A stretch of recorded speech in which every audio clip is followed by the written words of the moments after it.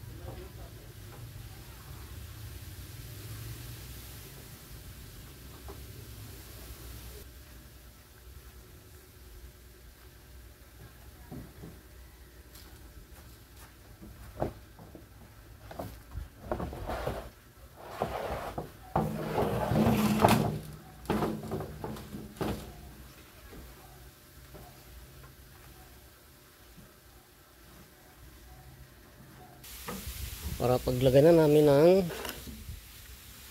halo. Pag kinabukasan ay hindi na siya masyadong dikit, kaya nilagyan itong langis para mabilis siyang kalasin guys.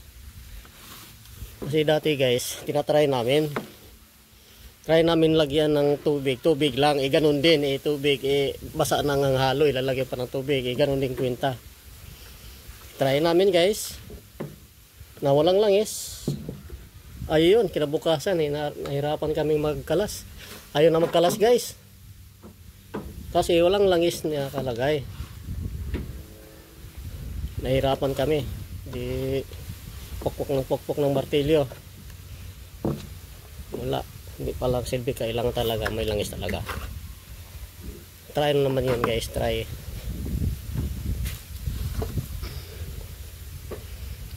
Ito pag nalagyan ng langis guys, maano to siya, mabilis siyang kalasin.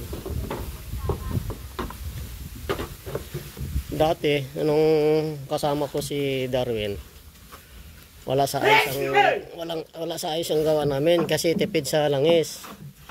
Hirap na hirap kami noon, pokpok ng okay na guys, okay na guys, lagyan na ng, tapos na naglagyan ng langis. Ito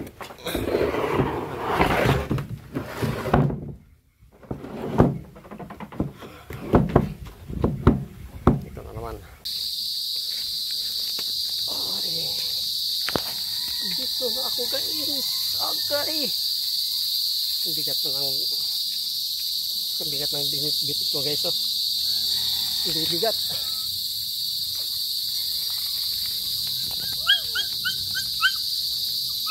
Tabi.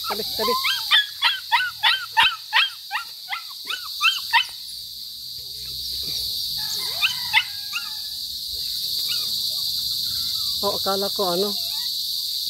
Momo. Kala ko pisyan, alangan sa pisyan. Oh.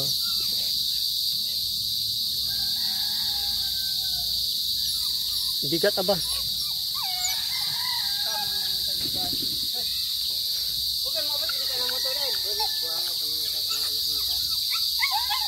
Ito ate, oh, kunin mo to ate. Kunin mo, magaan. Aba. Okay. Kukulit mo itong mga aso, aba. Lalo na yung isa kong kulit yun, eh. Yun. Yan oh. Yan, kukulit yan. Nabuhay, wili parang malaki-laki na konti, parang may laman na, oh. May laman na. Parang hindi na kalawira. Payat. Ano pagod si ano? Yung mga buntis, mga nataga, mga anak na kayo, kung tapos.